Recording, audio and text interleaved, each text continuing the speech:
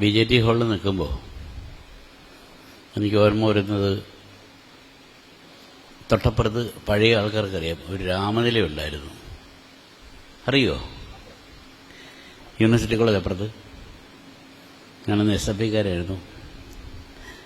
അപ്പം അന്നേരം അവിടെ ഇരിക്കുന്ന ശിവൻകുട്ടി ഒക്കെ നമ്മുടെ ഇപ്പോഴത്തെ മന്ത്രിയൊക്കെ ഉണ്ടായിരുന്നൊരു അടുപ്പം. എനിക്കതിനേക്കാൾ ഹൃദയരാഗം എന്ന് പറയുന്നൊരു സുഖം വരുന്നത്, സുഖമല്ല കേട്ടോ, വയലാറിൻ്റെ അവസാനത്തെ യാത്രയിൽ BJT ഹാളും ഒരു ഭാഗമായിരുന്നു. മെഡിക്കൽ കോളേജിൽ നിന്ന് വയലാർ മരിച്ചു എന്നുള്ള സൂചന കിട്ടിയപ്പോൾ ഞങ്ങളെയൊക്കെ വീട്ടിലേക്ക് കൊണ്ടുപോയി. 1975 ഒക്ടോബർ 26 വൈകുന്നേരം രാത്രി 11 മണിക്ക് ഞങ്ങളെക്കൊണ്ട് മെഡിക്കൽ കോളേജിൽ അമ്മയും മക്കളെ ഞങ്ങളെയും കാണിച്ചിട്ട്, അപ്പം വയലാറിങ്ങനെ ശ്വസിക്കുന്നുണ്ട്.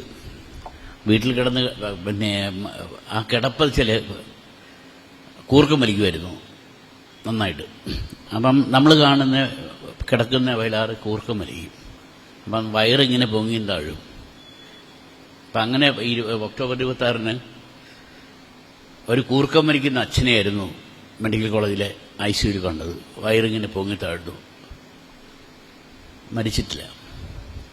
ഞങ്ങളെ കൊണ്ടുപോയി. പിന്നീടാണ് കൊണ്ടുവരുന്നത് വീട്ടിലേക്ക്. അപ്പം വന്നു കയറി ഒരു വഴി BJT ഹാളായിരുന്നു. എല്ലാ ഓർമ്മകൾക്കും അപ്പുറത്തേക്ക് വയലാർ കയറി ഇറങ്ങിയൊരു ഹാളാണ് ഇത് എന്നുള്ളത്. അതുതന്നെയാണ് എൻ്റെ ഹൃദയത്തിൻ്റെ ഏറ്റവും സ്നേഹമുള്ള ഒരു ഓർമ്മ. പക്ഷേ വയലാർ എന്ന എനിക്കറിയില്ല കേട്ടോ, എപ്പോഴും അറിയില്ല എന്തിനാണ് വയലാർ വരുമ്പോഴേ. വയലാറിനെ ഇങ്ങനെ കുറ്റപ്പെടുത്തുന്നവരും ഇഷ്ടപ്പെടുന്നവരും ധാരാളമുണ്ട്. പലപ്പോഴും ഞാൻ പല രീതിയിലൊരു മകൻ എന്ന നിലയിൽ ചിലർ സ്നേഹം പറയും, പക്ഷെ അസൂയ കൊണ്ട് ചീത്ത പറയുന്നവരുണ്ട്. ഒരിക്കൽ ഒരു ചടങ്ങിൽ നമ്മുടെ ശാന്തിവിള ദിനേശില്ലേ, നിങ്ങൾക്കറിയാമല്ലോ, ശാന്തിവിള ദിനേശ് ഒരു കാര്യം പറഞ്ഞു. വയലാറിനെ കുറിച്ച് ഇങ്ങനെ അനാവശ്യം പറയുന്ന പെണ്ണുങ്ങളുണ്ട് എന്ന് പറഞ്ഞു. സ്ത്രീകൾ, സ്ത്രീ സൗന്ദര്യത്തിൻ്റെ, സ്ത്രീയുടെ മാംസം മാത്രം വർണ്ണിക്കുന്ന ഒരു കവി, അല്ലെങ്കിൽ അദ്ദേഹത്തിന് എന്താണ് പ്രാധാന്യം എന്ന് ചോദിച്ച് കുറച്ച് പേരുണ്ടായിരുന്നു. അതിന് മറുപടിയായിട്ട് അതേ കുലത്തിൽപ്പെട്ടൊരു സ്ത്രീ പറയുമ്പോഴാണ് വയലാറിൻ്റെ ഒരു പ്രാധാന്യം ഞാൻ മനസ്സിലാക്കുന്നത് കേട്ടോ. ഇവിടെ തന്നെ എനിക്കൊന്ന് കൂടുതൽ സ്ത്രീകളാണ് ഇവിടെ ഇരിക്കുന്നത്. ആ മറുപടി പറഞ്ഞത്, ഏത് കാലത്ത് ഒരു പുഴയുടെ തീരത്ത് അർദ്ധരാത്രിയിൽ ഒരു പെണ്ണിന് ഒറ്റയ്ക്കിരിക്കാൻ കഴിയുമോ? ഞാൻ പറഞ്ഞത് മനസ്സിലായി. ഏത് കാലത്ത് ഒരു അർദ്ധരാത്രിയിൽ ഒരു പെണ്ണിന് ഒറ്റയ്ക്കിരിക്കാൻ കഴിയുമോ? ഇപ്പം കഴിയുമായിരിക്കും, കാര്യം ഇപ്പം ഒത്തിരി ഇതൊക്കെ ഉണ്ട്. അവളുടെ സ്വന്തം ഇഷ്ടപ്രകാരം ഇരിക്കാൻ പറ്റുന്ന ഒരു കാലത്തെ മാത്രമേ ഉള്ളൂ വയലാറിൻ്റെ വരികൾക്ക് പ്രസക്തിയില്ലാണ്ടാകുക എന്ന് പറയുന്നൊരു പഴയ കാലം ഞാൻ ഓർത്തുപോയതാണ്. ഞാൻ മറ്റൊന്നുമല്ല, ഹൃദയരാഗം എന്ന് പറയുന്നത് എവിടെ നിന്നാണ് വയലാർ ഒപ്പിയെടുത്തത്? എന്തിനാണ് ഈ പേരിട്ടത്? വേണ്ടിട്ടാ ഇത് കണ്ടോ, ഒരു 47 മരിച്ചൊരു ആളുടെ ചെറുപ്പമാണത്. ഇത് 64 എൻ്റെ പടം. എനിക്ക് 64 വയസ്സായി. എന്ത് വ്യത്യാസമല്ലേ അച്ഛനമ്മമായിരുന്നു. അച്ഛനേക്കാൾ മൂത്തതാണ് മകൻ എന്ന് ഫോട്ടോ കാണുമ്പോൾ തോന്നും. ഞാൻ പറയുന്നതല്ല, ഇങ്ങനെ ചെയ്യുമ്പോൾ നമ്മളിപ്പം ഇവിടെ വന്നിരിക്കുന്നത് ഒരു വർത്തമാനം പറയാനല്ല, പക്ഷേ എങ്കിലും ചില കാര്യങ്ങൾ പറയണമല്ലോ, അതൊരു ആവശ്യമാണ്. ചില സങ്കടങ്ങളുടെയും ചില സന്തോഷത്തിൻ്റെയും ഒരു വേദിയായിരുന്നു BJT ഹാളെന്ന് പറയുമ്പോൾ അത് വലിയൊരു രസകരമായ കാര്യമാണ്. എന്തിനാണ് ഇയാൾക്ക് വേണ്ടി ഒരു സ്മാരകം ഉണ്ടാക്കുന്നത്? വയലാറിന് വേണ്ടി. എനിക്കറിയില്ലായിരുന്നു, കാര്യം എനിക്കന്ന് 15 വയസ്സേ ഉള്ളൂ. വയലാർ ആരാന്ന് എനിക്കും എൻ്റെ അമ്മയ്ക്കും എൻ്റെ മുത്തശ്ശിയമ്മയ്ക്കും അച്ഛനമ്മയ്ക്കും എൻ്റെ സഹോദരങ്ങൾക്കും അറിയാൻ വയ്യാത്തൊരു കാലം. 450 രൂപ ബാക്കി പത്രം വയലാർ മരിക്കുമ്പോൾ. ഇത്രയും പേര് ബാക്കി. എനിക്ക് 15 വയസ്സ്. ഞാൻ തിരുവനന്തപുരത്ത് വന്നിട്ട് സെൻറ്റ് സേവിയേഴ്സ് കോളേജിൽ പഠിക്കുന്ന കാലം. വന്ന് കയറിയുള്ളൂ. വന്ന് പിന്നെ 1975 ഒക്ടോബർ ജൂണിൽ അടിയന്തരാവസ്ഥ പ്രഖ്യാപിക്കുകയും അതേ വർഷം ഒക്ടോബർ 27 വയലാർ മരിക്കുകയും അതിന് പിന്നാലെ ഒരു മാസത്തിന് ശേഷം സെൻറ് സേവിയർസ് കോളേജിൽ നിന്ന് ആദ്യമായി തിരുവനന്തപുരം കാണുന്നൊരു മകനാണ് ഞാൻ. അങ്ങനെ വന്നിട്ട് ഞാൻ തിരുവനന്തപുരത്തുള്ള ഏറ്റവും വലിയ സ്നേഹം പറയുക, തൊട്ടപ്പുറത്ത് പാളയം അല്ല, ഇവിടെ അല്ലേ പാളയം മാർക്കറ്റ്, കണ്ണുമേറ അല്ലേ, കണ്ണുമേറ മാർക്കറ്റ് അതൊന്നുമില്ല ഇപ്പോൾ. അപ്പം ഞാനിങ്ങനെ തിരുവനന്തപുരത്തിനെ കാണാത്ത നഗരത്തിൻ്റെ വഴിയിലൂടെ നടക്കുക. എന്നെ ആരും അറിയില്ല. 15 വയസ്സുള്ള ഒരു ചെറിയ പയ്യൻ. പഴവങ്ങാടി എത്തുന്നതിന് മുമ്പ് ഓവർബ്രിഡ്ജ് കഴിഞ്ഞിട്ട് അല്ലേ, അപ്പോൾ ജംഗ്ഷനില്ല, അതിൻ്റെ പേരെന്താണ്, പഴവങ്ങാടിക്കും ഓവർബ്രിഡ്ജിനിടയ്ക്ക് ജംഗ്ഷൻ ഉണ്ടല്ലോ, സൗരാഷ്ട്ര ഹോട്ടലൊക്കെ ഉള്ളത്. സൗരാഷ്ട്ര ഹോട്ടലല്ലേ, സൗരാഷ്ട്ര എടുത്ത് ഇപ്പം പാർത്താസൊക്കെ ഇല്ലേ അവിടെ.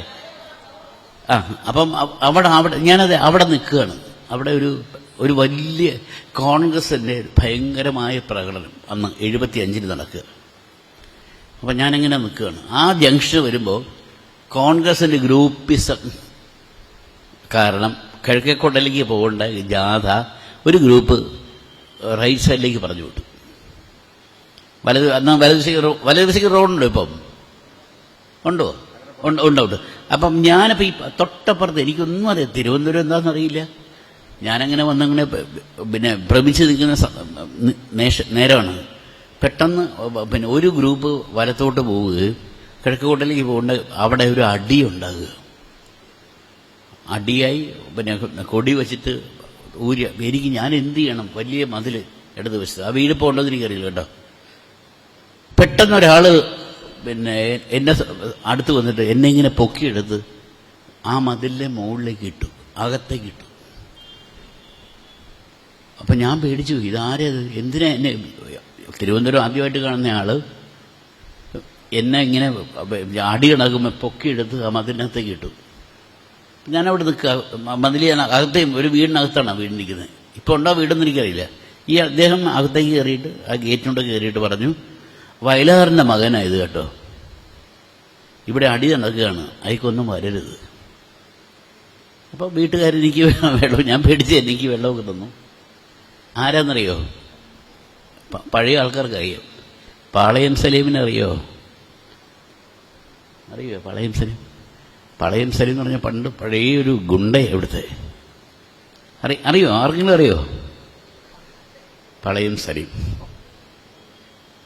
ഒരു നമ്മൾ പറയുമല്ലോ നികൃഷ്ടൻ എന്നൊക്കെ പറയുന്ന ഒരു മനസ്സിലേക്ക് വയലാറിൻ്റെ സ്നേഹം അല്ലെങ്കിൽ വയലാറിൻ്റെ മകനൊരു സുരക്ഷിതത്വം കൊടുക്കാനുണ്ട്. ഒരു ഗുണ്ട എന്ന് പറയുന്ന നമ്മളൊക്കെ പറയില്ലേ, ആ മനസ്സിലേക്ക് ഇഷ്ടപ്പെടാൻ ഒന്നും അറിയാതെ എന്നെ പിടിച്ച് അകത്തേക്കിട്ടില്ലേ എന്ന് പറയുന്ന ആദ്യത്തെ അനുഭവം, തിരുവനന്തപുരത്തെ ആദ്യത്തെ അനുഭവം അച്ഛൻ്റെ പേരിൽ ഞാൻ അനുഭവിച്ചത് ഇവിടെ ഈ പിന്നെ വിജയയോടും അവിടെ. അത് ഒരു വശം. രണ്ടാമത് സന്യാസിനി എന്നുള്ള പാട്ട് 1970 ദേവരാമാഷയുടെ മലയാള ചലച്ചിത്ര സംഗീതത്തിൻ്റെ 75ാം വാർഷികം ആഘോഷിക്കുമ്പോൾ നമ്മുടെ സെനറ്റ് ഹാളിൽ ഇതേപോലെ ഇത്രയും സുന്ദരമായിട്ടൊന്നുമില്ല,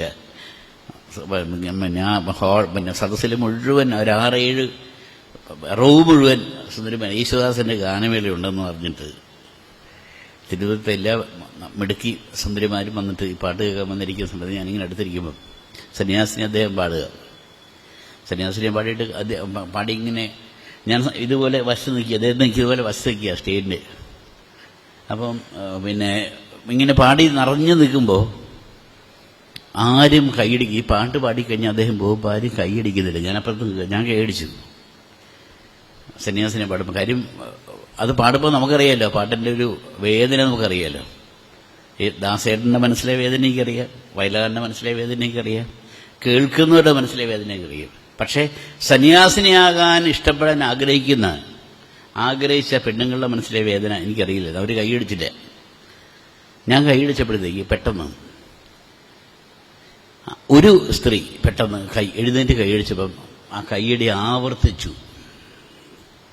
എന്താ കാര്യം ചോദിച്ചപ്പോൾ അവർ പറഞ്ഞു, ഒരു പക്ഷേ യേശുദാസ് പാടുന്നത് നമുക്ക് സന്തോഷം, ദേവരാജ മാഷ് സംഗീതം ചെയ്തത് നമുക്ക് സന്തോഷം, പക്ഷേ രാത്രി പകലിനോട് എന്ന പോലെ എന്ന് പറയുമ്പോൾ യാത്ര ചോദിക്കാൻ ഇഷ്ടമില്ലാത്ത ഒരാളെ എന്തിനാണ് യാത്ര പറഞ്ഞു പോയത് എന്ന് പറയുന്ന ഒറ്റപ്പെട്ട ഒരു സ്നേഹമുണ്ടല്ലോ. ആ ഒറ്റപ്പെട്ട സ്നേഹത്തിന് വലിയ രസമാണ്. പിന്നെ നമ്മൾ പറയും, എനിക്ക് പെണ്ണുങ്ങളോട് ദേഷ്യമായിരുന്നു, അങ്ങനെ ഞാൻ കല്യാണം കഴിച്ചു. കല്യാണം കഴിച്ചപ്പം ഒരു പെണ്ണോട് എനിക്ക് ദേഷ്യം ഉണ്ടായുള്ളൂ, ബാക്കി എല്ലാ പെണ്ണുങ്ങളെയും ഞാൻ ഇഷ്ടപ്പെട്ടു എന്ന് പറയും. ഭാര്യയല്ലേ എന്ന് പറയും. ഒരാൾ ഇഷ്ടപ്പെടുക എന്ന് പറയുന്നത്, അന്ന് 75 ഒരാൾ ഇഷ്ടപ്പെടുക എന്ന് പറയുന്നത് കണ്ട് വളർന്ന് ആ സ്നേഹത്തിൻ്റെ ബാക്കി പത്രം ഈ 49 കൊല്ലം കഴിഞ്ഞിട്ടും ഈ വേണിച്ചേട്ടൻ ഉൾപ്പെടെയുള്ള ഈ ഹൃദയരാഗം എന്ന ഗ്രൂപ്പിൽ നമ്മളെ വിളിക്കുന്നതല്ല വിഷയം കേട്ടോ. വിളിക്കുന്നതുകൊണ്ട് വിളിക്കാം, സംസാരിക്കാം, കണക്ക് പറഞ്ഞ് കാശ് മേടിക്കാം, ഇല്ലേ? എല്ലാവരും വിളിക്കും, എല്ലാവരും പറയും, എല്ലാവരും വരും, പൈസ മേടിക്കും. പക്ഷേ 49 കൊല്ലം കഴിഞ്ഞും വയലാറിൻ്റെ കുടുംബത്തിന് ജീവിക്കാൻ എന്തെങ്കിലും കൊടുക്കണം എന്നൊരു ഓർമ്മപ്പെടുത്തലും ഒരു സഹായമാണ് ഈ വിളി കേട്ടോ. അതുകൊണ്ട് തന്നെ എല്ലാ അർത്ഥത്തിലും കേട്ടോ ഞാനത് വളരെ ഹൃദയപൂർവ്വം എൻ്റെ കുടുംബത്തിന് വേണ്ടി, എൻ്റെ ഭാര്യയ്ക്ക് വേണ്ടി, എൻ്റെ മക്കൾക്ക് വേണ്ടി ഞാനത് ഇഷ്ടപ്പെടുന്നു, സന്തോഷിക്കുന്നു. പക്ഷെ ഒരു കാര്യം വളരെ ഇതായിട്ട് പറയുമ്പോൾ ബാക്കി ഒരു പാട്ടുണ്ട് വയലാറിൻ്റെ, നമ്മൾ എപ്പോഴും മറന്നു പോകുന്നതും ഇഷ്ടപ്പെടാത്തതൊക്കെ ഒരു കാര്യം. മനുഷ്യൻ മതങ്ങൾ സൃഷ്ടിക്കുന്ന ഒരു പാട്ട് വയലാർ എഴുതി, നടക്കുന്നു, മതങ്ങൾ പിന്നെ ജയിക്കുന്നു, ആകെ വന്നോട്ടെ, മതം ജയിക്കുകയോ മനുഷ്യൻ തോക്കുകയോ ഒക്കെ ചെയ്യട്ടെ, നമുക്കറിയില്ലത്. പക്ഷെ ഒരു കാര്യമുണ്ട് കേട്ടോ, ഈ പ്രപഞ്ചം എന്ന സംഭവം നമ്മൾ ഉദ്ദേശിക്കുന്ന ഈ പ്രകൃതി, നമുക്കെല്ലാം തരുന്ന പ്രകൃതിയും പ്രപഞ്ചവും നിലനിൽക്കണോ? നിൽക്കുന്ന നിപ്പിൽ ഈ ഭൂമി എന്നുള്ളതാണ്. ഇവിടെ ദേവാലയം പൊളിഞ്ഞാലും കമ്മ്യൂണിസം പൊളിഞ്ഞാലും ഇവിടെ ഒന്നും സംഭവിക്കില്ല. പക്ഷേ ജീവിതം, ഈ ഭൂമി പൊളിഞ്ഞാൽ എന്തൊക്കെ സംഭവിക്കുന്നു അറിയില്ല. അപ്പം അതുകൊണ്ട് അങ്ങനെ പിന്നെ വയലാർ എഴുതിയിട്ടുണ്ട് കേട്ടോ. എപ്പോഴും നമ്മൾ മനസ്സിൽ സൂക്ഷിക്കേണ്ടത്, എന്ത് കടന്നാലും എനിക്ക് പറയാനുള്ള ഒരു മകൻ നിലയ്ക്ക് എനിക്ക് അച്ഛൻ പഠിപ്പിച്ചൊരു കാര്യം പറയാം, ജീവിതത്തിൽ സൂക്ഷിക്കേണ്ട ഏറ്റവും വലിയ കാര്യം പ്രണയമാണ് കേട്ടോ. പ്രണയമില്ലെങ്കിൽ ജീവിതമില്ല, ബാക്കിയെല്ലാം വെറുതെയാണ്. അന്നേരം കാര്യം നേടാൻ വേണ്ടിയുള്ള കാര്യങ്ങളാണ് സർവ്വഭൗതിക കാര്യങ്ങളും. ജീവിതവും ജോലിയും രാഷ്ട്രീയവും ഒക്കെ അന്നേരം എന്തെങ്കിലും കിട്ടാൻ വേണ്ടി. പ്രണയം എപ്പോഴും ഏറ്റവും അവസാനത്തെ കണ്ണിയാണ്. ഒറ്റയ്ക്കിരിക്കുമ്പോൾ എല്ലാം മറന്നാലും 2 പെഗ് കഴിക്കുന്നതാണ്. ഫോണെടുത്ത് ഒന്നെടുക്കാൻ ഒരു പെണ്ണിൻ്റെ മനസ്സിലേക്ക് വരുന്നത് ഒരു പ്രണയമുണ്ട്. അതൊരു പാട്ടുണ്ട് കേട്ടോ വയലാറിൻ്റെ, ഇത്ര പേർക്ക് അറിയുന്നില്ല. ഗഗനമേ, കേട്ടോ ആ പാട്ട്? ഗഗനമേ ഗഗനമാമേകാന്തതേ. ഗഗനമാകാശമാണ്. ആ ആകാശത്തിലേക്ക് ആ BJT ഹാൾ വരെ ആ വഴി കയറി ഇതിലിറങ്ങിപ്പോയത് ഞാൻ കണ്ടിട്ടില്ല. ആകാശം വളരെ വിശാലമാണ്. നമ്മൾ പറയും സമുദ്രമാണ് വലുതല്ല, ആകാശമാണ്. ഗഗനമാകുന്ന ഏകാന്തതയിലെ പേരറിയാത്തൊരു മൂകനക്ഷത്രമേ പേടി, ഭൂമിക്ക് നിന്നെ കണ്ടിട്ട് പേടി പേടി പേടി. ഭൂമിക്ക് പേടിയാ. ശാസ്ത്രം പറയുന്നു ഒരു ആസ്ട്രോയിഡ് വന്ന് ഭൂമി ഇടിക്കും. ഇന്നലെയും പറഞ്ഞു, സോളാർ ഫ്ലെയർ എന്നുള്ള സംഭവം 20,000 കിലോമീറ്ററിനപ്പുറത്തേക്ക്, 15 ലക്ഷം കിലോമീറ്റർ അപ്പുറത്താണ് സൂര്യൻ, അത് നമുക്കറിയാം. പക്ഷേ 20,000 കിലോമീറ്റർ അപ്പുറത്തേക്ക് സൂര്യൻ ചൂട് തുപ്പി. അങ്ങനെ വരുന്ന സാഹചര്യത്തിൽ ഈ ഭൂമിക്ക് പേടിയാ. നമ്മൾ അനുഭവിച്ചതാ ഇത്രയും കാലമായിട്ട് കേരളം അനുഭവിക്കാത്തൊരു ചൂട്, വെള്ളമില്ലാത്തൊരവസ്ഥ നമ്മൾ അനുഭവിച്ചതാ. 74 വയലാർ പേടിയാ ഭൂമിക്ക് പേടിയാണ്. അപ്പം നമ്മൾ ചെയ്യേണ്ട ഒരു ഏറ്റവും വലിയ ഒരു പിന്നെ പാഠം കേട്ടോ, ഹൃദയരാഗം എന്നുള്ള ഒരു പേരിന്റെ ഇത് പറയുക. അതിനകത്ത് പറയുന്നൊരു കാര്യമുണ്ട്. ഏതോ യുഗത്തിലെ നിശബ്ദതയുടെ ഭൂതോദയം പോലെ. ഏതോ യുഗത്തിലെ നിശബ്ദയുടെ നമ്മൾ പറഞ്ഞു കേൾക്കുന്നുണ്ട്, ഇതൊക്കെ ഭൂതോദയമാണ്, ദജ്ജാള് വരും, അന്തിക്രിസ്തു വരും, കലി വരും എന്നൊക്കെ പറഞ്ഞ് പണ്ട് പേടിപ്പിക്കുന്ന പോലെ എവിടെയോ ആകാശത്ത് എവിടെയോ ഒരുത്തൻ, അത് മതം പറയുന്നത് പോട്ടെ, ശാസ്ത്രം പറയാൻ തുടങ്ങിയിരിക്കുകയാണ്, എപ്പോഴെങ്കിലും വരും ആസ്ട്രോയിഡ്, ചിഹ്നഗ്രഹം. ഈ ചിഹ്നഗ്രഹത്തിന്റെ കുഴപ്പം വെച്ചാൽ ഇവന് കൃത്യമായ പാതയില്ല. ഭൂമിക്കും സൗരയൂഥത്തിന് മുഴുവൻ ഇപ്പം എല്ലാ നമ്മുടെ ഗ്രഹങ്ങൾ ഒരുമിച്ചിരിക്കുന്ന ഒരു അവസ്ഥ ഇപ്പോൾ വരുന്നുകൊണ്ടിരിക്കുക. പണ്ടൊരു ജൂപ്പിറ്റർ എഫക്റ്റ് പറഞ്ഞു, അത് പോട്ടെ. അപ്പം ആ സമയത്ത് ഭ്രമണപഥമില്ലാത്ത ഒരു സാധനമാണ് ചിഹ്നഗ്രഹം. ഇത് എങ്ങനെയും വഴിതെറ്റിയിട്ട് ഒറ്റയാനെ പോലെ, കല്യാണം കഴിക്കാത്ത ചെറുപ്പക്കാരനെ പോലെ എവിടെയും ഇടിച്ചു കയറാം. ഏതോ യുഗത്തിലെ നിശബ്ദതയുടെ ഭൂതോദയം പോലെ നീ നിൽക്കുകയാണ് എവിടെയോ. നീ അവതരിച്ചു, കാലത്തിൻ കാണാത്ത ചുമരും ചാരി നീ ഏകാഗിയായി നിൽപ്പു. ഒന്ന് ഓർത്തു നോക്കുക, നമ്മളെ കൊല്ലാനായിട്ട് ഒരുത്തൻ, മതം പറയുന്നതും ഒക്കെ ഇത് തന്നെയാണ്, ശാസ്ത്രമായി പറഞ്ഞുകൊണ്ടിരിക്കുക, ഒരുത്തൻ നിൽക്കുകയാണ്, മാറി. അങ്ങനെ ഒരാൾ നിൽക്കുകയാണ്, ശൂന്യമാം നിന്റെ ഈ അല. ഏതോ യുഗത്തിലെ നിശബ്ദതയുടെ ഭൂതോദയം പോലെ അവതരിച്ചു കാലത്തിൻ കാണാത്ത ചുമരും ചാരിനി ഏകാഗിയായി നിൽപ്പു. അങ്ങനെ നിൽക്കുക, കത്തുന്ന കണ്ണുമായി. അതാണ് ഏറ്റവും വലിയ കാര്യം, പകയാണ്. കത്തുന്ന കണ്ണുമായി ക്ഷീരപഥത്തിലെ രാത്രിഞ്ചരനെ പോലെ. അവൻ രാത്രിയിലേ വരുള്ളൂ. അങ്ങനെ ഒരു കാലം നമ്മുടെ മുമ്പിലുണ്ട് എന്നുള്ള ബോധ്യപ്പെടുത്തൽ 74 ചക്രവാകം എന്ന സിനിമയിൽ വയലാർ എഴുതുക. നമ്മൾ പറയുന്ന മനുഷ്യനും മതങ്ങൾ സൃഷ്ടിച്ചു മാത്രമേ, അതല്ല. അതിനപ്പുറത്തേക്ക് മനുഷ്യനും മതങ്ങളും ദൈവങ്ങളും ദൈവത്തെ ഉണ്ടാക്കി. പക്ഷെ എങ്ങനെ ഇത് ഒരിക്കലും ഒന്നാവില്ല. നമ്മൾ ഹിന്ദുവായി മുസൽമാനായി ചത്തുപോകുള്ളൂ. പക്ഷേ അതിനപ്പുറത്തേക്ക് സൗരയൂഥത്തിൻ്റെ മാനസപുത്രിയാം ഭൂമിദേവിയെ പോലെ അവനെ നിന്നോട്ടെ അവിടെ. കത്തുന്ന കണ്ണുമായി ക്ഷീരപഥത്തിലെ രാത്രിഞ്ചരനെ പോലെ, ആ കാലത്തിൻ്റെ കാണാത്ത ശുഭചാരി അവൻ നിന്നോട്ടെ. ഒറ്റയാനെ പോലെ, ഒറ്റപ്പെട്ട പകയുള്ളവനെ പോലെ. പക്ഷേ വയലാറിന് മറുപടിയുണ്ട്. മതം പറയുന്നതിനപ്പുറത്തേക്ക് വയലാറിന് മറുപടിയുണ്ട്, മനുഷ്യന്റെ മറുപടിയുണ്ട്. അതാണ് നമ്മൾ എപ്പോഴും പഠിക്കേണ്ടത് കേട്ടോ. വളരെ വലിയ കാര്യം അത്. മനുഷ്യനൊരു മറുപടിയുണ്ട്. മതം പറയുന്ന ലോകം തീരും, ലോകം അവസാനിക്കും. മനുഷ്യൻ പറയുന്നു ലോകം തീരില്ല, ലോകം ബാക്കി നമ്മൾ കൊണ്ട്. ആ മനുഷ്യന്റെ പ്രതിജ്ഞ വയലാറ്. എന്നിലൂടെ ലോകം തീരും എന്നുള്ളത് നമ്മുടെ ഒരു അഹങ്കാരമല്ല. ഏത് അവതാരം വന്ന് ജനിച്ച് മരിച്ചാലും ശരി, അടുത്ത ഒരു സംഭവമുണ്ട്. അപ്പൊ കത്തുന്ന കണ്ണുമായി ക്ഷീരപഥത്തിലെ രാത്രിഞ്ചനെ പോലെ ഒന്നോട്ടെ, ലോകത്തിനെ ഇടിച്ചോട്ടെ. പക്ഷേ സൗരയൂഥത്തിലെ മാനസപുത്രിയാം ഭൂമിദേവിയെപ്പോലെ അവിടെയാണ് വയലാർ വരുന്നത്. നമ്മൾ പറയുന്ന ഏറ്റവും വലിയ കാര്യം സ്നേഹം എന്നുള്ള, പ്രേമം എന്നുള്ള കാര്യമാണല്ലോ.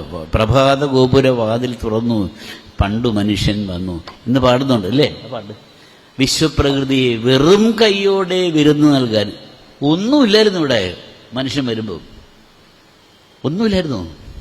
വിശ്വപ്രകൃതി വെറും കൈയോടെ വിരുന്ന് നൽകാൻ വന്നു, പ്രഭാത ഗോപുര വാതിൽ തുറന്നു. അങ്ങനെ മനുഷ്യനുണ്ടാക്കിയത് ഇത് മുഴുവൻ. എന്നിട്ട് മുഴുവൻ അവസാനം എന്താ ഉണ്ടായത്? എല്ലാ ഗ്രഹങ്ങൾക്കും കൊതിയായി.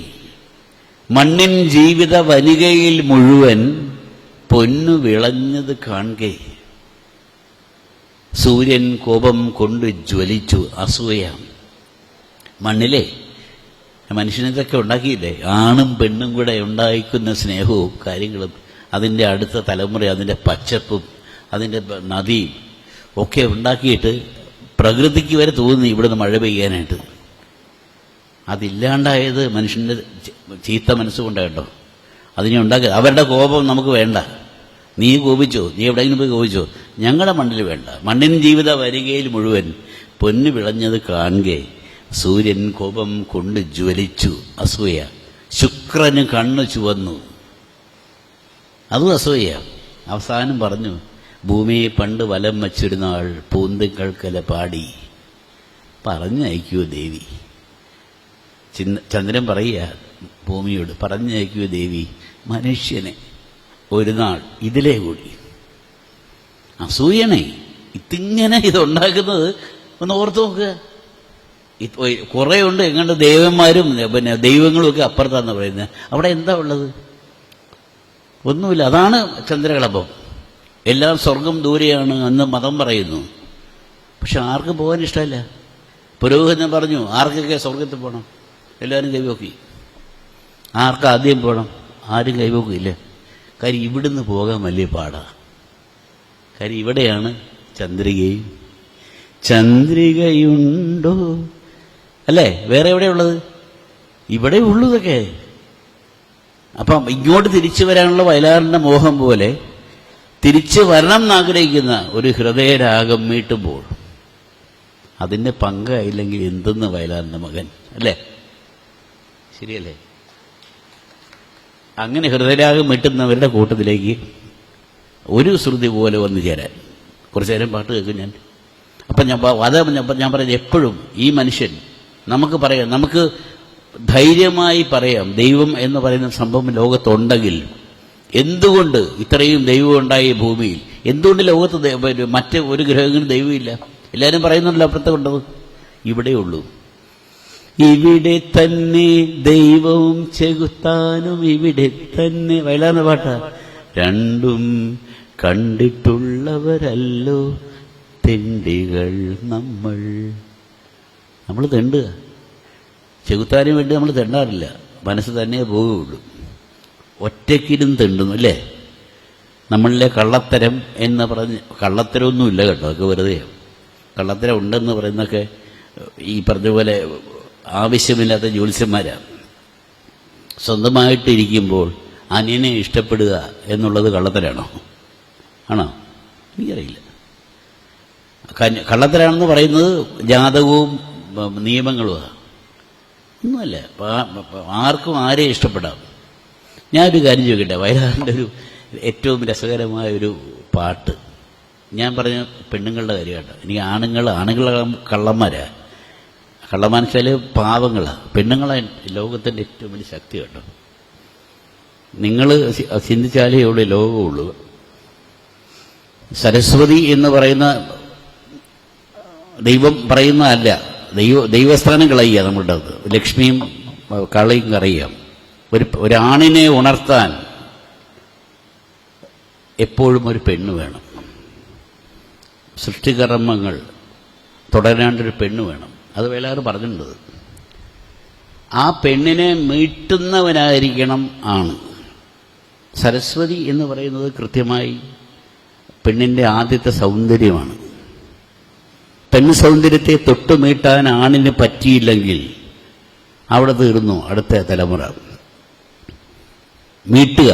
സരസ്വതി വീണയാണ്, സരസ്വതി പെണ്ണാണ്. സരസ്വതി മീട്ടാൻ മിടുക്കുള്ളവനാണ് ആണ്. പെണ്ണിനെ മീട്ടിയാൽ, വയലാർ പറഞ്ഞ കഥ കേട്ടോ, എന്നോട് പറഞ്ഞ കാര്യം അത്. സരസ്വതി എന്നുള്ള പേരുള്ള പല സ്ത്രീ, അതിനെ മീട്ടുക എന്നുള്ള ആണിൻ്റെ ജോലിയാണ്. വിരലുകൊണ്ട് മീട്ടി അവളെ ലക്ഷ്മിയാക്കുക, ഐശ്വര്യത്തിൻ്റെ ലക്ഷ്മിയാക്കുക. വലിയ പാടാ.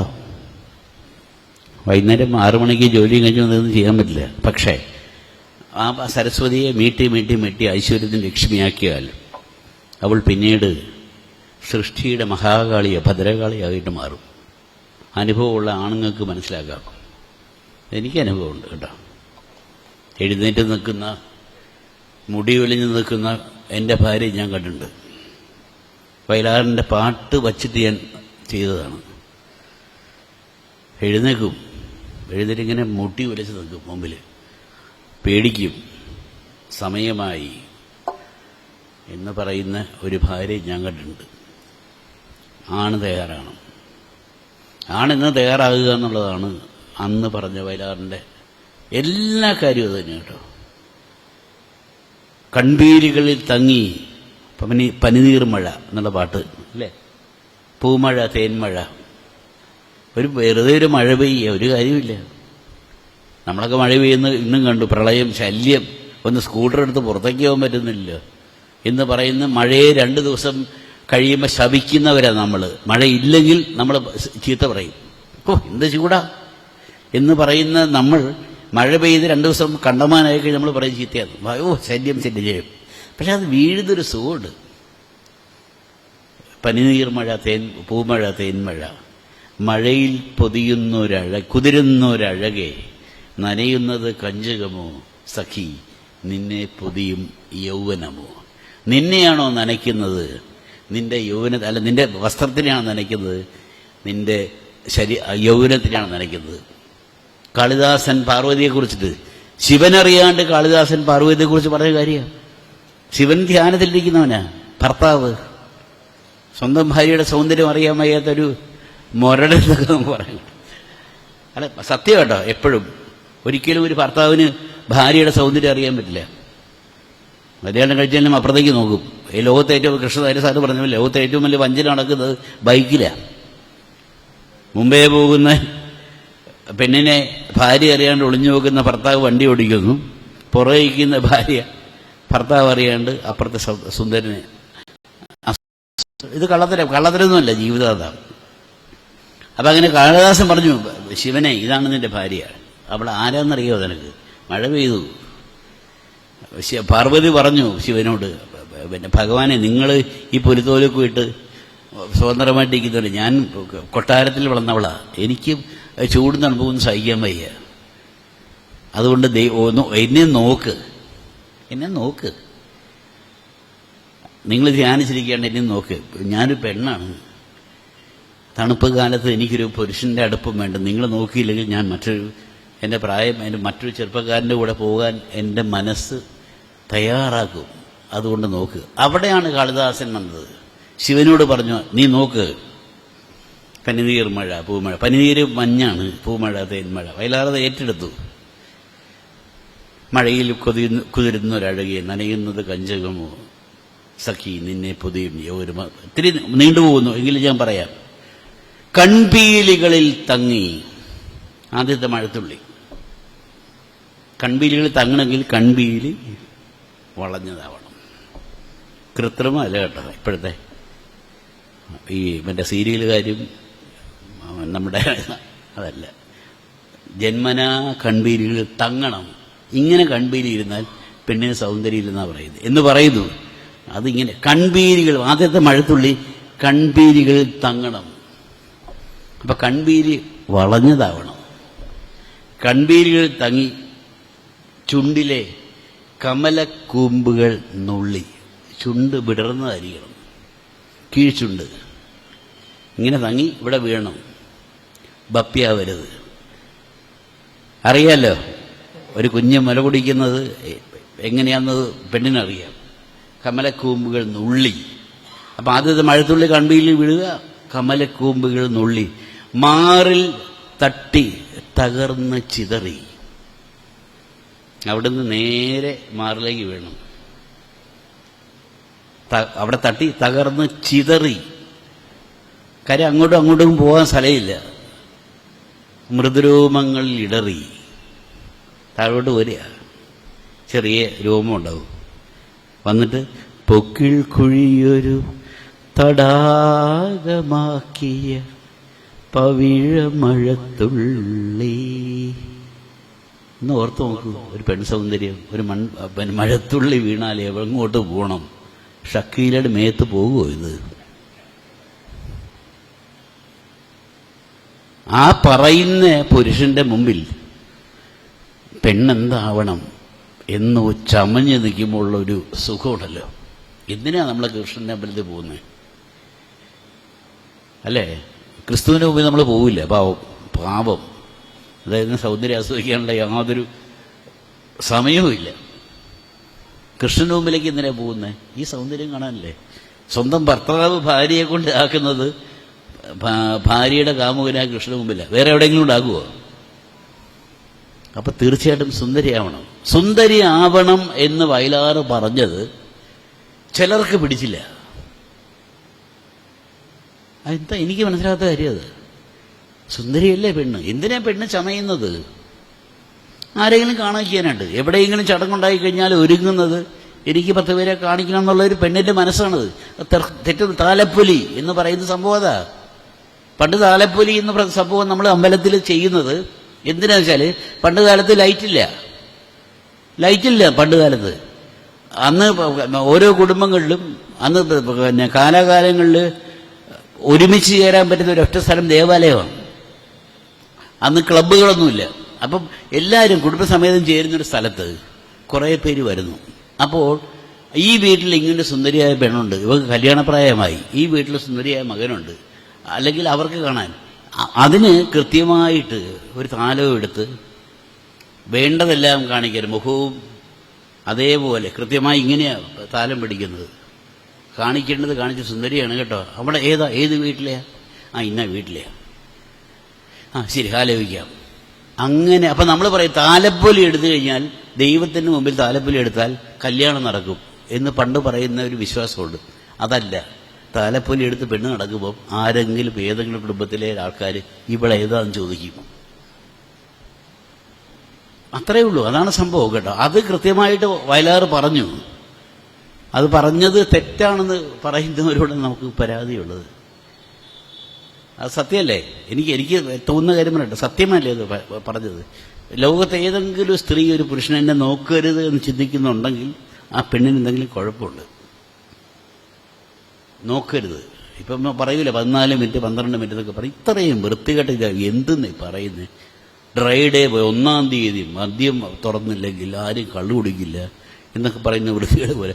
പെണ്ണിനെ നോക്കരുത്. പെണ്ണിനെ നോക്കാനല്ലെങ്കിൽ പെണ്ണിന്റെ സൗന്ദര്യം എന്താണ്? പ്രകൃതിക്ക് വേണ്ടിയല്ലേ? എന്തിനാണ് വസന്തവും ഗ്രീഷ്മവും പിന്നെ എല്ലാ ഋതുക്കൾ 6 ഉണ്ടാകുന്നത്? പ്രകൃതിക്ക് എന്തിനാ 6 ഋതുക്കൾ ഉണ്ടാകുന്നത്? വസന്തം വരുന്നത് വണ്ട് വരാനാ. കാമുകനായ വണ്ടും ശലഭങ്ങളും വരണം എന്നിലേക്ക്, വന്നിട്ട് എന്റെ തേനെടുക്കണം. തേനെടുത്ത് അവൻ കൊണ്ടുപോകും, അവിടെ വാടും. പെണ്ണിന്റെ ഒരു വംശം ഒരു വശം വാടും, വണ്ടെടുത്തോണ്ട് പോകും. ആ വണ്ട് കൊണ്ടുപോയിട്ട് അത് അടുത്ത വേനലിൽ അതിൻ്റെ വിത്ത് വിതറും ലോകത്ത്. അതിൽ നിന്ന് കിട്ടിയത്. അല്ലാണ്ട് ചുമ്മാ അന്നേരത്തെ ആവശ്യമല്ല. രാത്രിയിൽ ആണും പെണ്ണും കിടക്കുന്ന ഹോട്ടലിലെ അവസ്ഥയല്ല. അതെടുത്ത് കൊണ്ടുപോവുക. അടുത്ത വേനലിൽ ഉണ്ടാകുന്നത് ആ വേനലിൽ ആ വിത്തെടുത്ത് വിതറും പല സ്ഥലങ്ങളിലും. പിന്നാലെ മഴ വരും. വസന്തം ഗ്രീഷ്മം വർഷം. മഴ വരുമ്പം അവൻ എറിഞ്ഞിട്ട വിത്ത് മുളയ്ക്കല്ലേ? മുളച്ചു കഴിഞ്ഞിട്ട് ഒരു മുളയ്ക്കുന്നൊരു പ്രസവാവസ്ഥയുണ്ട് ഏത് പെണ്ണിനും. വിത്ത് ഗർഭത്തിൽ വന്നു കഴിഞ്ഞാൽ അവളിങ്ങനെ അടങ്ങിയിരിക്കുന്ന സമയമുണ്ട്. അതാണ് ആലസ്യം. ശരത്കാലം, വസന്തം, വർഷം, ഗ്രീഷ്മം. അല്ല, വസന്തം, ഗ്രീഷ്മം, വർഷം, ശരത്കാലം. ഒരു ഗർഭാവസ്ഥ. അവിടെയാണ് ഇത് വളരുന്നത്.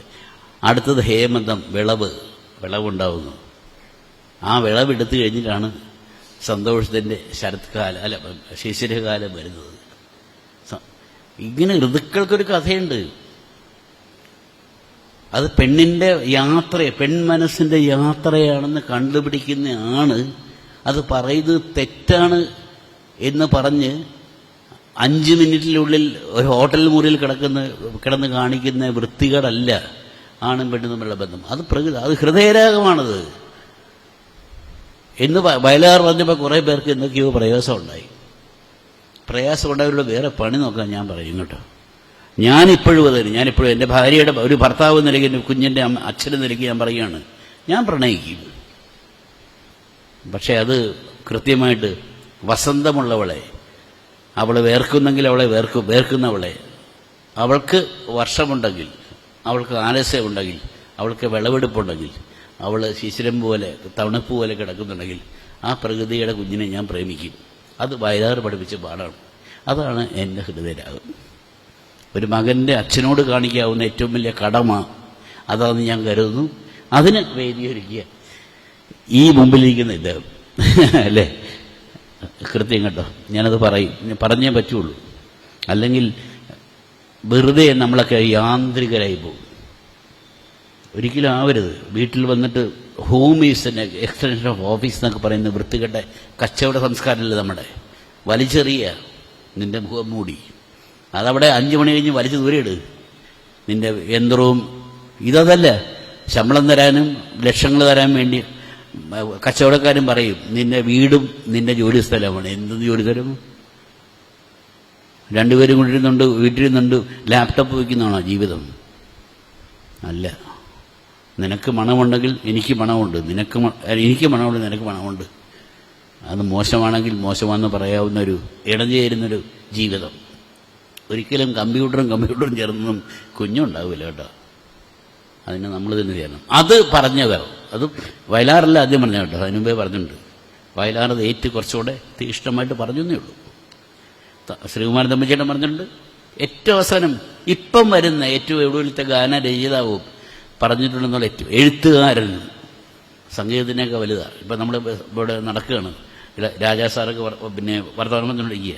പക്ഷേ അക്ഷരമില്ലാണ്ട് ഒരിക്കലും ഒരു പാട്ടുണ്ടാവില്ല. അത് സത്യമാണ് കേട്ടോ. അത് നിങ്ങൾക്ക് എല്ലാവർക്കും അറിയാം, എല്ലാവർക്കും അറിയാവുന്ന ഒരു കാര്യമാണ്.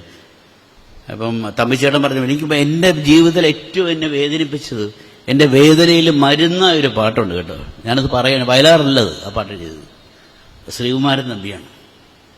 ജീവിതത്തിൽ മരുന്ന് വേണ്ട, പ്രണയത്തിന്, പ്രണയ ദുഃഖത്തിന്, വേദനയ്ക്ക് മരുന്ന് വേണമെന്ന് ശാസ്ത്രം പറയുമ്പോഴും ഒരിക്കലും മരുന്ന് വേണ്ട എന്ന് പറയുന്നൊരു പാട്ട് പറഞ്ഞതൊരു എഴുത്തുകാരന്, ഹൃദയത്തിന്റെ രാഗം പറഞ്ഞ എഴുത്തുകാരൻ ശ്രീകുമാരൻ തമ്പി. സ്വർഗമെന്ന കാനനത്തിൽ കേട്ടില്ല, സ്വർണമുഖി നദിക്കരയിൽ സ്വപ്നമായി വാഴുന്നു ഞാൻ സുഖമറിയാതെ, സുഖമറിയാതെ. വേണമെങ്കിൽ 2-4 അടിക്കുക, കഞ്ചാവ് കഴിക്കുക. അല്ല, ഈ പാട്ട് മതി മരുന്നായിട്ട്. എങ്ങനെയാണെന്നറിയോ? നിത്യരാഗനന്ദനത്തിൽ ചിത്രപുഷ്പശയ്യകളിൽ എല്ലാം ഒരുക്കി വച്ചിരിക്കുക. അനുരാഗത്തിനും നന്ദനത്തില്ല. ഇപ്പൊ പൂന്തോട്ടം ഞാൻ ഉണ്ടാക്കി വെച്ചിരിക്കുക, അതിൽ ചിത്രപുഷ്പശൈ വിരിച്ചു വെച്ചിരിക്കുക. നിന്നെ ഓർത്തു കേഴുന്നു ഞാൻ നിദ്രയില്ലാതെ. എന്ത് കഷ്ടല്ലേ, ഒരു മരുന്നാണ് ആ പാട്ട്. രാത്രികൾ തൻ ശൂന്യതയിൽ പ്രേമ പൂജ ചെയ്തിടുന്നു സത്യമായ നിൻ പ്രഭതൻ പൂക്കളില്ലാതെ. ഈ സാധനം മനസ്സിലുണ്ടാകുക കേട്ടോ. ഒരു കടലും കയറില്ല, ഒരു ഭൂമിയും കുലുങ്ങില്ല. 1000 പേര് പറഞ്ഞ കൂട്ടത്തിൽ ഒന്നുകൂടെ ഒരുമിച്ച് കൃത്യമായിട്ട് പറഞ്ഞ വയലാറിനെ പോലെ ഓരോരുത്തരും, ഓരോ എഴുത്തുകാരനും. ഹൃദയം ദേവാലയം എന്ന് പറയുന്ന ബിച്ചു തിരുമല, ആനകളില്ലാതെ അമ്പാരിയില്ലാതെ ആറാട്ട് നടത്താറിലൂടെ, മേൽശാന്തിയില്ലാതെ മന്ത്രങ്ങൾ ചൊല്ലാതെ കലശങ്ങൾ ആടാറിലൂടെ എന്ന് പറയുന്ന ബിച്ചു തിരുമല വരെ ഇപ്പം ഏറ്റവും ഒടുവിൽ റഫീഖ് പറഞ്ഞ പോലെ, പിന്നെ എന്താണ് പേരറിയാത്തൊരു നൊമ്പരം, അത് എന്താ എഴുതിയ പിന്നെ രാക്കിളിതൻ വഴിമറയും നോവിൻ പെരുമഴക്കാലം എന്ന് പറയുന്നതിനൊരു വരി പറഞ്ഞിട്ടുണ്ട്. തേങ്ങലിനേക്കാൾ പരിചിതമേതോ പേരറിയാത്ത വികാരം. ഒരു തേങ്ങലിനും എന്താണ് ഞാൻ പറയുന്ന വികാരം എന്നറിയില്ല. അത് നമ്മുടെ മനസ്സിൽ ആണും പെണ്ണും ഒളിക്കുന്ന ഏറ്റവും സുഖകരമായ രഹസ്യമാണ്. ആ രഹസ്യം എവിടെയൊക്കെയോ ആരൊക്കെയോ തൊട്ടിട്ടുണ്ടെങ്കിൽ അത് തൊട്ട ഒരാളാണ് വയലാർ. വയലാറിൻ്റെ പാട്ട് കേൾക്കുമ്പം ഒരു ഭർത്താവ് പറഞ്ഞു, എടാ കഴിവേറുടെ മോനെ, എന്നോട് പറഞ്ഞ വയലാറിൻ്റെ മോനെ, കഴിവേറുടെ മോനെ, നിന്റെ അച്ഛൻ്റെ പാട്ട് കേട്ടാൽ എൻ്റെ ഭാര്യയെ ഞാൻ വിളിച്ചാൽ വരില്ല. ഇന്ന് പറയുന്നത് തെറ്റോ ശരിയോ? ഞാൻ പറയും അത് ശരിയോ. അങ്ങനെ ആവണം. അതാണ് ഹൃദയരാഗത്തിൻ്റെ സുഖം. അത് ആവർത്തിക്കുക. ലോകത്ത് അത് ആവർത്തിക്കാൻ അല്ലെങ്കിൽ അത് ചെയ്യിക്കാൻ പറ്റിയത് പെൺമനസ്സാണ്. ഓർക്കുക, നിങ്ങളൊരു രഹസ്യമായ കള്ളത്തരമുണ്ട്. രാജശില്പി ഏതാ പെണ്ണില്ലാത്തത്? നീ എനിക്കൊരു പൂജാവിഗ്രഹം തരുമോ? ആരുടെയാ? എല്ലാം കുറേ പേരിങ്ങനെ ഇരിപ്പുണ്ട് കേട്ടോ. ഒക്കെ നുണയാണ്. എൻ്റെ നുണ കണ്ടുപിടിക്കുന്ന രീതി. പുഷ്പാഞ്ജലിയിൽ പൊതിയാൻ എനിക്കൊരു മൊബൈൽ ഫോണിലെ രാത്രിയിലെ ആണല്ലേ കേട്ടോ. പൂജാവിഗ്രഹം തരും. എന്തിനാ? തിരുമെയ് നിറയെ. എന്തുകൊണ്ട്? പുളകങ്ങൾ കൊണ്ടു ഞാൻ തിരുവാഭരണം ചാർത്തും. ഒന്ന് ഓർത്ത് നോക്കി. എന്തുകൊണ്ടാണ്? പിന്നെ ജ്യോത്സ്യം പറയുന്ന മാല കൊണ്ടൊന്നുമല്ല.